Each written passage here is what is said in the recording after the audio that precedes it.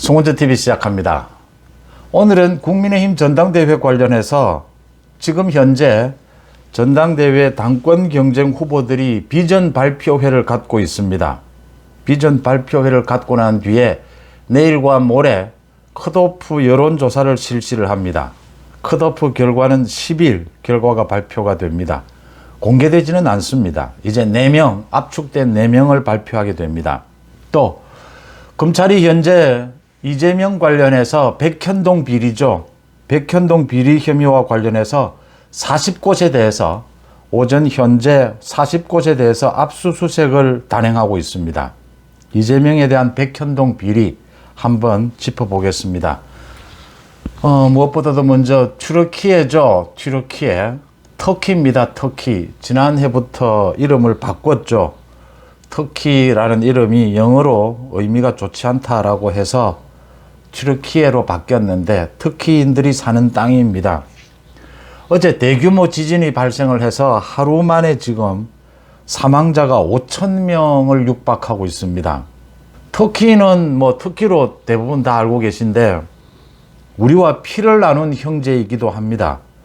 윤석열 대통령이 정말 피를 나눈 우방국, 어떠한 지원도 아끼지 않겠다 해서 각종 지원에 나섰는데 일단 사망자가, 부상자가 최소화되기를 바랍니다. 10층, 20층 아파트 건물이 무너지는 광경들이 지금 그대로 보도가 되고 있습니다. 충격적인 일입니다. 어쨌든 일단은 사망자가 줄기를, 피해가 최소화될 수 있기를 바랍니다. 국민의힘 전당대회 말씀부터 드리겠습니다. 관심이 집중될 수밖에 없습니다. 지금 정견 발표회를 오늘 하고 난 뒤에 내일 모레 책임당원 6,000명을 대상으로 여론조사 방식으로 경선을 실시를 합니다. 그래서 4명으로 압축을 합니다.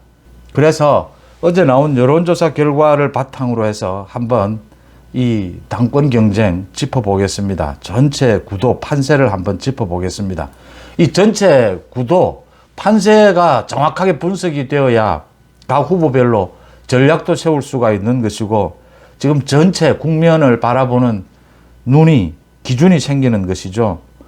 어제 발표가 됐습니다. RN서치, 여론조사 기관인 RN서치가 조사한 지난 3일에서 4일 전국에 2,312명을 대상으로 조사를 했는데 이 가운데 국민의힘 지지층은 943명입니다.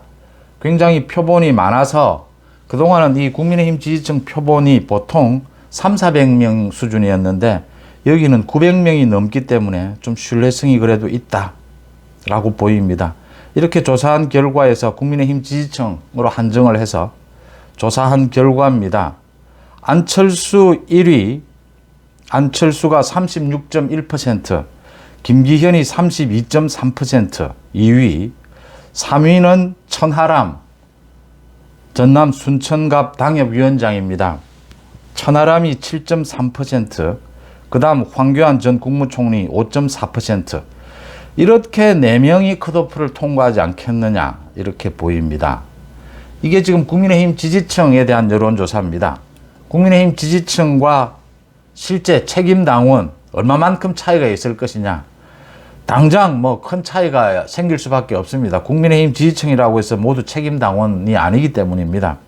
지금 전국적인 인구 편차, 이 여론조사는 전국적인 인구 편차도 지금 당원들의 편차와 다르다. 또 남녀 비중도 다르다. 또 국민의힘 지지층이라고 해서 책임당원은 아니다. 모두가. 이제 이 부분입니다. 이 여론조사에서 주목할 만한 것이 굉장히 여러 가지가 나옵니다. 윤석열 정부, 윤석열 대통령에 대한 적극 지지층에 대한 여론조사 결과가 있고 이 적극 지지층, 이 부분이 그래도 국민의힘 지지층보다는 좀 책임당원들의 뜻에 가까울 것이다. 모두는 아니지만.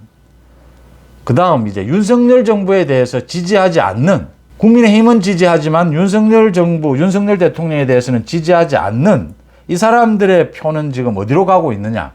안철수, 천하람 이런 쪽으로 몰리고 있는데 도대체 그 비중이 얼마만큼 되느냐. 이 두 가지가 굉장히 중요한 자료입니다. 먼저 국민의힘 지지층 가운데 윤석열 대통령을 적극적으로 지지한다 라고 하는 사람들, 그런 사람들을 대상으로 조사를 하니까 여기에는 뭐 모두 다 포함이 됩니다. 후보들. 소위 다자대결이라고 하죠. 김기현이 47%, 안철수가 27%였습니다. 김기현과 안철수 양자대결로 가니까 윤석열 대통령에 대한 적극 지지층입니다. 김기현 57%, 안철수 33%였습니다. 이것까지, 이 정도까지 나오지는 않을 것이다. 그러니까 지금 책임 당원들의 지지율, 현재 이 윤석열 대통령에 대한 적극 지지층과 국민의힘 지지층, 이 중간 어디쯤일 것이다 라고 하는 겁니다. 여러 가지 편차를 고려를 하고 또 국민의힘 지지층이 다 모두 책임 당원은 아니다, 이런 부분을 본다면 중간 어디쯤이다. 그렇다면 현재 판세는 김기현이 책임 당원들을 대상으로 해서는 1위인데 1차 투표에서 과반 이상, 절반을 넘기기는 힘들 것이다. 결선 투표로 가야 할 것이다. 결선 투표로 가게 되면 일단은 김기현이 이기는 걸로 나오는데 알 수가 없는 부분이다. 굉장히 복잡한 부분이다.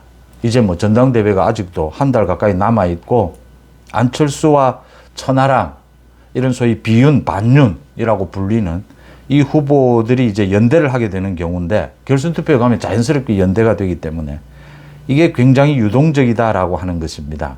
그 다음 국민의힘 지지층이라고 밝혔는데 윤석열 대통령을 지지하지 않는 사람들은 거의 대부분이 지금 안철수, 천하람 쪽으로 다 몰리고 있습니다. 김기현은 뭐 5% 정도밖에 안 됩니다. 압도적이다라고 하는 겁니다. 이제 구도가 선명해졌다라고 하는 겁니다. 안철수, 김기현, 천하람, 황교안 이렇게 컷오프가 된다면 안철수와 천하람이 비윤, 반윤으로 서고 김기현, 황교안이 친윤, 이제 이렇게 윤석열 정부 지지, 지금 책임 당원 중에서도 윤석열 정부를 지지하느냐, 지지하지 않느냐, 이렇게 대결 구도로 나뉜다라고 하는 겁니다. 물론 뭐 거기에는 여러 가지 또 다른 요인들도 복잡하게 들어가게 됩니다. 언제나 뭐 경선은 그런 구도를 갖게 됩니다. 크게 큰 가닥은 그렇게 잡힌다라고 하는 겁니다. 국민의힘 책임 당원들 가운데 윤석열 정부를 지지하느냐, 그러면 김기현, 지지하지 않는다, 국민의힘 당원이지만 윤석열 정부를 지지하지 않는다는 안철수로 몰릴 것이다.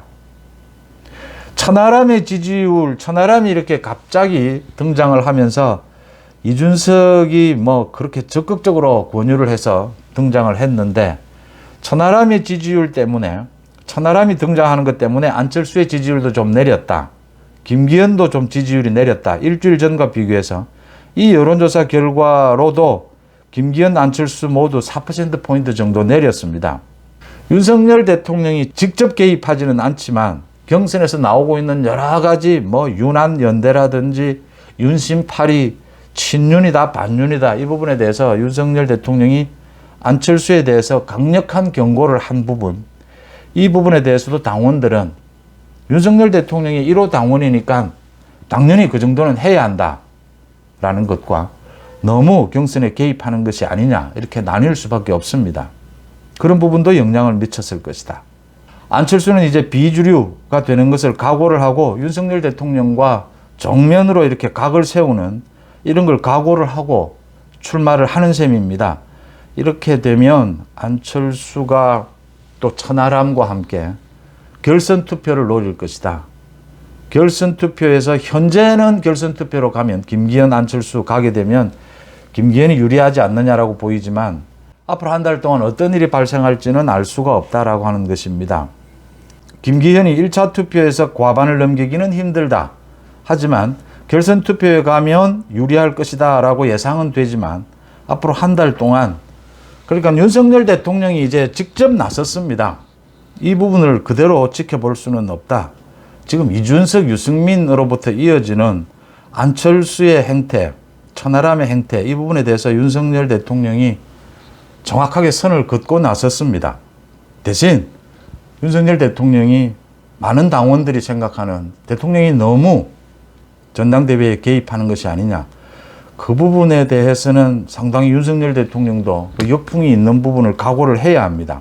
그 각오를 하면서도 책임 당원들에게 윤석열 대통령이 메시지를 던지는 것이죠. 이게 지금 당이, 윤석열 정부 초반에 당이 이렇게, 전당대회가 이렇게 흘러가는 것은 바람직스럽지 않다. 당원들이 선택해달라. 당원들이 이제 선택을 할 수밖에 없는 상황입니다. 윤석열 대통령과 보조를 잘 맞출 수 있는 김기현이냐, 아니면 윤석열 대통령과 약간 엇박자를 내더라도 안철수입니다. 이 선택이 이제 책임 당원들에게 돌아갔다라고 하는 겁니다. 김기현은 안철수에 대해서 윤석열 정부와 대립각을 세우는 집권 여당 지도부가 뭘 할 수 있느냐, 발목을 잡을 뿐이다, 이런 공격을 계속하게 될 테고, 안철수는 이제 김기현에 대해서 관리형 대표가 총선 승리를 이끌 수 있겠느냐, 두 사람이 부딪히는 지점은 이 지점입니다. 이 지점에서 이제 책임 당원들이 어느 쪽에 손을 들어줄 것이냐라는 겁니다. 천하람이나 황교안의 지지율이 얼마나 되느냐도 결선 투표로 만약 갈 경우에 자연스럽게 연대가 일어나는 부분이니까 크게 구도가 출렁일 수 있다라는 것입니다. 윤석열 대통령이 당원들에게 호소하고 있는 부분, 지금은 윤석열 정부의 성공을 위해서 전체 지금 전국의 구도가 이재명의 민주당이 있고 이준석, 유승민 사태를 겪었다. 윤석열 정부에게 힘을 좀 몰아달라라고 하는 게 당원들에게 큰 호소력을 발휘하지 않겠느냐. 물론 뭐 역풍도 있을 겁니다. 그렇지만 호소력을 발휘할 것이다. 이런 전망을 일단 해봅니다. 그 다음 이재명에 대해서 이 대장동보다 사실은 더 심각한 게 백현동 아니냐라고 하는 겁니다. 이 백현동과 관련해서 검찰이 서울중앙지검입니다. 40여 곳에 대해서 지금 압수수색 중입니다. 이 백현동은 4단계 용도 변경을 했습니다. 그러니까 자연 녹지를 준주거지구로까지 바꿔버렸습니다. 이건 지금 이재명이 거짓말을 해서 선거법 위반으로 재판을 받고 있는 부분입니다. 이 4단계나 용도 변경을 한 것이 국토부의 지시였다. 국토부는 아니다. 이게 지금 식품연구원 부지였는데, 식품연구원이 이전을 하니까 이 부지를 빨리 처리해달라라고 하니까 성남시에서 이 부지를 처리해달라고 하는 국토부의 이 요구를 악용해서 이 기회에 성남시 권한입니다. 용도 변경을 한 겁니다. 그것도 4단계나 용도 변경을 한 겁니다. 국토부는 부지를 빨리 처리해달라고 하는 것이지 그렇게 용도 변경, 특혜를 주라는 것은 아니었다라고 공문을 분명히 제시를 했습니다. 이건 이재명이 거짓말을 한 부분, 선거법 위반해서 걸려 들어가지고 지금 재판을 하고 있습니다. 이 4단계나 용도 변경을 하게 되니까 뭐 자연 녹지일 때는 땅값이 뭐 거의 낮지 않습니까? 굉장히 낮은 이 땅값 서로 사들려서 이걸 아파트 부지로 개발을 해서 소위 옹벽 아파트, 50m 옹벽을 쌓는 아파트 부지로 개발을 해서 3천억 원의 이익금을 챙겼다. 이 업체가 아시아 디벨로퍼라고 하는 곳입니다.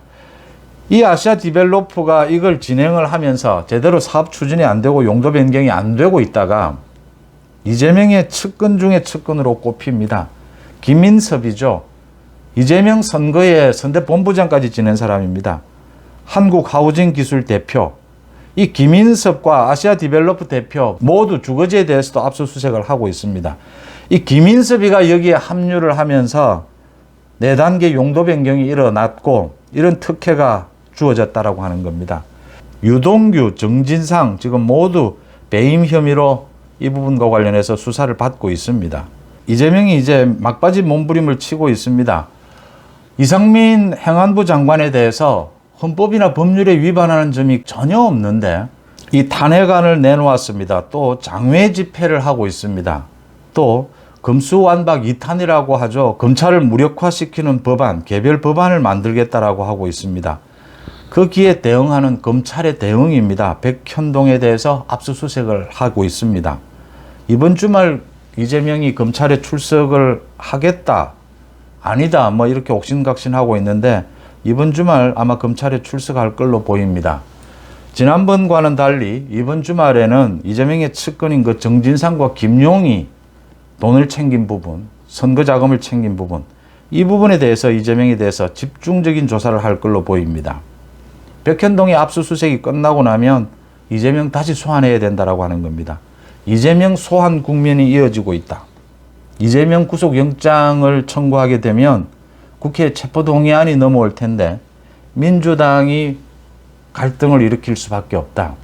지금 장외 집회, 금수완박 2탄 법안, 이상민 장관에 대한 탄핵 이런 부분과 관련해서 민주당 내에 반발이 심각한 상황입니다. 그래서 지금 이재명도 민주당 내 반발 세력을 무마하기 위해서 이재명이 굉장히 애를 쓰는 개딸들을 나무라고 이런 애를 쓰는 모습을 보이고 있는데 그런 걸로 해결이 될 부분이 아니다.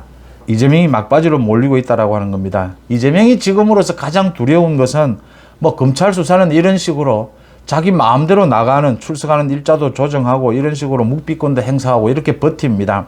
가장 겁나고 두려운 것은 민주당 내의 반발이죠. 이제 민주당에서 이재명을 손절하게 되면 이재명은 나락으로 떨어질 수밖에 없다라고 하는 겁니다. 이재명이 이렇게 위기에 처하고 있고 그러면서 이재명의 민주당이 이 국회를 장악하고 국회를 장악해서 저런 입법 횡포를 부리고 있습니다. 윤석열 정부 퇴진을 요구하고 있습니다. 장외 집회에서. 이런 상황에서 국민의힘 여당의 지도부, 어떤 지도부가 적절하냐? 지금 이 시기에 여당 지도부의 성격은 어떻게 해야 되느냐라는 부분에 대해서 아마 책임 당원들의 고민도 깊어질 것이다. 김기현이 앞으로 전당대회 레이스에서 얼마나 약진할 수 있느냐. 그 다음 이제 안철수는 굉장히 정체성에서 혼란을 겪고 있습니다. 지금 유난연대라고 하는 그런 얼토당토하는 그런 발언을 해서 윤석열 대통령으로부터 강력한 경고를 받았는데 안철수가 소위 비주류, 비윤 포지션을 잡으면서 어떤 걸 명분으로 내세우게 될지 한번 지켜볼 대목입니다. 송은재TV 마칩니다. 고맙습니다.